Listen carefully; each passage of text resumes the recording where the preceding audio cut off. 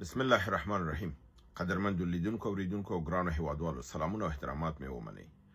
نن د جمعې مبارکې ورځ 9 د می کال 2015 یو ځل بیا د پاکستان او د هندوستان د کړکېچ او یو پر بل د یرغلونو حملو او د خیبر پختونخوا او بلوچستان د ازادي غوښتونکو او بخونکو د ځواک د جنگونو او د حملو راپورونو سره ستاسو خدمت کې حاضر یم. د مخکې په څیر اول به د پاکستان او د هندوستان دا مسله راواخلو. څنګه چې تاسو پرون برنامه کې ما دغه وکړه چې هندوستان په 9 لویو مراکزو د هندوستان پیدا باندې د ترهګرۍ وهل په پاکستان کې او د ادعای څنګه وکړله چې موږ پر پاکستان په پوځیانو باندې خارونو باندې د په اتمی مراکزو او په نظامی مراکزو په دې ځبانه موږ واخ نه دی کړی. اشاره دا و چې نه که تاسو غواخو نه کینو بیرته به دوباره متقابله حمله نه کیږي. پاکستان د خوانه په اوله کې داسې خبرونه په تلویزیونونو کې راغلل، بل خصوص که تاسو د جاوید چودري پروګرام پرونه وګورئ، هغه په ښکارا دغه وک چې اتلس خارونو باندې پاکستان حمله کړې ده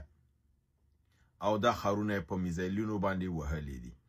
د دې تصدیق نه د پاکستان د حکومت د خوانه وشو او نه د هندوستان د خوانه وشو. خدا خبر پخ شو او دا شو او د په مقابل کې دا خبره وشو چې د هندوستان د خوانه ډرون راغلل او دا ډرون په ډیر اساسو ځایونو کې چې د پاکستان د دفاعي رادار سیستم شالته ولګیدل. د اسلام آباد په مهمو ساحو کې لکه فیصل مسجد، امداسي پارلمان شاوخوا او په بعض ځایونو کې دا ډرون را ولګیدل. د دې تایید او تصدیق د میډیا نه او د خبرونو وشو چې هندوستان دا وار کړی دی، خو د پاکستان د وار تصدیق هیڅ هم ونه کړ. نو د دې نه معلومیږي چې پاکستان کوم وار کړی مو هغه اعلان شوی نه دی، خو په اکثر عمل هندوستان خودلې ځکه هندوستان ویلو چې زه په نظامی ساحاتو باندې حمله نه کوم، په خلکو باندې کوم، خو چون دی حمله کړې و نو د هغې د خوانه هم متقابل جواب راغی. اوس په رسمي توګه پاکستان حکومت دا وکړله چې د کشمیر هغه غاړه، ځکه چې هندوستان د کشمیر دی غاړه په 15 ځایونو حمله کړې و. پاکستان رسما دغه وکړ چې د هندوستان د کشمیر هغه غاړه په 15 مراکزو چې د هغې په حساب سره د ترهګرۍ دی او د پاکستان ته خطر دی په حمله کړې ده او په میزایلونو باندې د ځینې والي دي. هندوستان دا ویلي دی چې د پاکستان څومره میزایلونه راغلي ټول منګه مخه نیولې ده، خنثی کړیم دي او له منځه وړي دي او یو هم په هدف نه دی لګېدلی. پاکستان دا ادعا لري چې د هندوستان د ډرون د جملې نه 10 ډرون ورته د منځه وړي دي او په دې کې ویل کېږي چې 6 ډرون هغه ډرون دي چې اسرائیلي ډرون دي چې نسبتا دی وروي چې دا خطرناک ډرون دي او د دغې ته ورکړي هندوستان ته او په دې کې استعمال شوی دي. پاکستان دا لري چې دغه ډرون هم لمنځه وړي دي او دا کړی دي چې په مجموع کې د 10 ډرونو داوا شوی ده چې 6 اسرائیلي دي او نور هندي دي او پاکستان دغه کې چې دا موږ د منځه وړي، خو واقع دا دی چې دا د منځه نه دی وړي، هغه په انتحاري شکل کې دا راتلل ځکه چې بیرته د بازګشت پروګرام نو په اهدافو لګېدلې دي او خپل اهداف وران کړي دي، فلهذا دی دا نه دی وهلي بلکې هغه په اهدافو لګېدلې لمنځه تللي دي. دغه توپیر دی. پاکستان دا لري چې ما وهلي دي، هندوستان وایي چې نه وهلي نه دي، د خپل په دغې ځکه لګېدلې دي او دا دغه شوي دي. په عین حال کې د پاکستان د جهازونو د وهلو خبرم دا خو تصدیق شوی نه ده او د هندوستان د جهازونو د وهلو چې پاکستان ادا کړی ده اوسه پورې هغه 15 ده. پاکستان وایي چې موږ 15 تیاری بالکل په سیستم کې هغه لاک سیستم چې ورته وایي چې موږ دغه کړی وي چې د ویشتلو په وخت کې خو موږ تصمیم دا ونیو چې وم نه وهلې او دا 15 وهلې دي. دا چې دای ولې نه دی وهلې، دی دغه دی په جنگ کې دی حلوا ویشله، زه په د باندې نه پیغام خو دی دا دعوا کړې ده چې دی غوښتل چې په جنگ کې هم حلوا وویشي او د دې حلوا نه کوشي لکه څه ګټه واخلي، خو ګټه ورته نه ده کړې او د دې نه داسې دغه بریخي چې نړۍ دا فکر کوي چې کېدای شي دغه جنگ نور لمن پراخه شي، ځکه که دا رنګ یو په بل ګواښونه ځي راځي نو دا لمن به کېدای شي پراخه شي. خو د طریقې د حملونه او په ساحو د حملونه او په طرز یو د بل د مخنیوي نه دینه معلومیږي چې دا جنگ به د دینه نور زیات نه پراخیږي او دواړه طرفه د لوی جنگ دغه هیله هم نه لري. د پاکستان هغه دعوی چې د هندوستان هر هغه څه میزان دی د دفاعي سیستم قوي دی دا دغه ثابته کړی چې ډرون مخه دی ونه شو نیولې او ډرون په کوم ساحو کې دی وهلي دي په پنجاب کې لګېدلې دي په اسلام آباد کې لګېدلې دي فکر کوم چې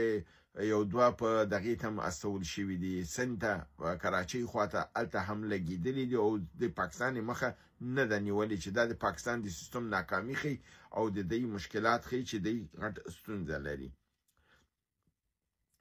دا سه دغه کیږي چې کېدې شي د جنگ لمن وسی شي او د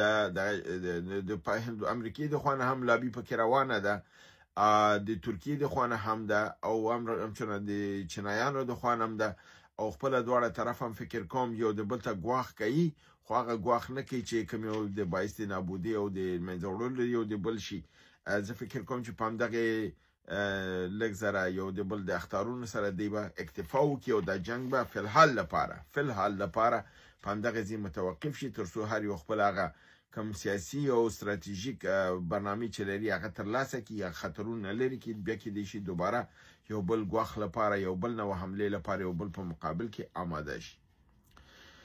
اوس راځم د جهادي سپو کې د خبرونو متعلق اول خبر په 8 می یعنی 13:10 بجې د اسماعیل خان کې د کلاچي ولسوالۍ لونی کلی د باچا آباد پوزي قلا باندې چې په دې لار کې د قلا د لپاره د فوجانو ته خوراکي توکي ور روانو د دغه خوراکي توکو موټر د مجاهدینو لاسه پریوته او دغه ټول خپل غنیمت کې ونیول او یوړل او دا پرې نه خدل شول چې د فوجانو ته ورسیږي. په 8 می پرون 13 ورځ مازیګر په خور ولایت امیرخیل سیمه کې د یو چریکي ځواک په حمله کې د سی ډي افسر سهیل الرحمن په ډزو ووژل شو. همدارنګه په 8 می 13 ورځ مازیګر ته نږدې شمالي وزیرستان میرانشاه ولسوالۍ په ټپي سیمه کې د پوز په پیرانو پوستې باندې مجاهدینو د راسکو برید وکړ امنیتي کامرې ورته ویجاړې کړلې. همدارنګه په 9 می نن جنوبي وزیرستان شکی ولسوالۍ مجاهدینو یو لوی برید تر سره کړی چې په مجموع کې د 60 عسکر وژل شوی دي او زیات اندازه غنیمت نیول شوی دي. دا حمله د دانګیټ نومي پوستې په باندې په منظمه توګه د لیزر ټوپک په حملو کې شروع شوله. شپږ عسکر وویشتل شول پس لاغې نه په دې پوستې باندې د درنو او د سپکو اسلحو برید وشو چې د دې نه کار واخیستل شو او مرګ ژوبله ورته واړوله. د دې پوستې د اکمالاتو لپاره را روان کاروان چې د مانتوئی سیمینه را روانو د مجاهدینو کمین ورته ونیو. دغه قطار هم ووهه. په دې قطار کې هم 2 پوځي موټرونه ویجاړ شول د کې عسكر ووژل شول او مړه شول چې په مجموع کې 60 عسكر هم وژل شوي دي. 15 زخمیان دي. 15 ټوپکه یو راکټ لنچر او همداسې دوی د دغه نور اسلحه ترلاسه کړې ده. په دغه جنگ کې یو مجاهد هم په شهادت رسیدلی دی او دا عملیات په بشپړ توګه د څو ورځو هغه دغه عملیاتو چې د شوال ولسوالۍ په مجاهدینو په شهیدان شوي دغه د غچ په مقابل کې دغه عملیات تر سره شوي دي او د حکومت د پوز نه دغه بدل اخیستل شوی دی. په 9 می نن جنوبي وزیرستان تیارزی ولسوالۍ خیسوره په تورو وم سیمه کې د امنیتي کامره ویجاړه کړل شوې ده او د دې د وای فای ډش سیستم هم لمنځه وړل شوی دی. په 9 می نن سهار 2 بجې شمالي وزیرستان میرعلي ولسوالۍ د هنیمون هوټل ته نږدې پر پوسټه باندې مجاهدینو د لاسي بمونو برید وکړ. 2 پوځي عسكر پکې وژل شوي دي او زیات شمیر نور پکې ټپیان کړل شوي دي. همدارنګه په 9 می نن سهار شمالي وزیرستان میرعلي ولسوالۍ خوشحاله نتاسی سیمه باندې مجاهدین پر پوځي کاروان د سپکو او درنو وسلو برید وکړ چې د زیړغر پوستینه بیرته د سنیدو په حال کې وو. جګړه تر مازیګره دوام وکړ. 8 پوځي عسكر وژل شوي دي. 4 پکې شدید ټپیان کړل شوي دي. یو پوځي موټر هم له کاره ویستل شوی دی او د لویه مرګ ژوبله اوښتې ده. پوز پر ملکی وګړو د ډزې شروع کړې وي چې لپاره دی چې د محاصره شوي قلا شوي وو. د مشرانو په غوښتنه چې د خلکو باندې د ډزې حکومت بند کړي، نو مجاهدینو نه دا غوښتنه وکړه چې د پوځ د محاصره چې ده دا راماته کړي او پوځ ته دا لاره پرېږدي چې دوی وشي کولی د دې نه ووځي او د خلکو باندې دا ډزې بندې کړي. یعنې کله چې په پوځ باندې فشار راځي دا بیا د ملکي خلکو پروا نه کوي، په هغې باندې ډزې کوي او ماشومان او زنانه او ښځې دا وژني. نو د دې لپاره مشرانو په دې کې دغه وکړو. نو تاسو وکتل چې په هغه بل عملیات چې مې تاسو مخکې ویل هغې کې 20 کسه وژل شوي وو، په دې عملیات کې 8 کسه وژل شوي وو، همدارنګې په دې نورو کې 2 کسه وژل شوي وو. که دغه ټول موږ تاسو ګورو 40 کسه په ظرف د 2 ورځو کې دا د پوځ لپاره ملا ماتونکی دی. د دې اسلحې هم ځي، موټر هم د منځه ځي. انشاءالله دا د تور پنجابیانو د استعمار او اشغال دا حاکمیت به په دې سیمه باندې ختمیږي او د پښتنو سیمه به انشاءالله پښتنو ته پاتې کیږي. د لوی افغانستان زیری یو ځل بیا تاسو ته دی، وطن به لویږي، افغانستان به امن کیږي او لوی افغانستان به جوړیږي. دا شعار به همیش ورکو، پښتنو باندې غږ کوو چې دغه موقع ته خدای تاسو لاسته درکړې ده، یو د بل لاسونه ونیسئ، یو بل سره متحد شئ، د لر او د بر پښتانه ټول او ګلخانانو ته خبرو ته غوږ مږدئ، ځکه ګلخانان چې دي هغې په د پیسو لپاره خپل دین، عزت، ناموس هر څه خرڅ کړی دی او د پنجاب په غیږ کې لوبیږي او دا لوبه چې ده دا به دوی ته غیر له تورمخوالنه او د شرمسارۍ نه بل څه علاوه را نه وړي. نو د همدې لپاره دغه مبارزه چې په هر توګه کولی شي د دې لاسنیوی وکړئ، لر او بر ټول پښتانه د یو لوی افغانستان لپاره، د یو لوی قوت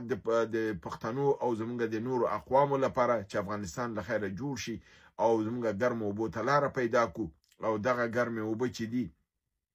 ګوادر بیا به موږ د ترانزیتي مسایلو نه به خلاص شو او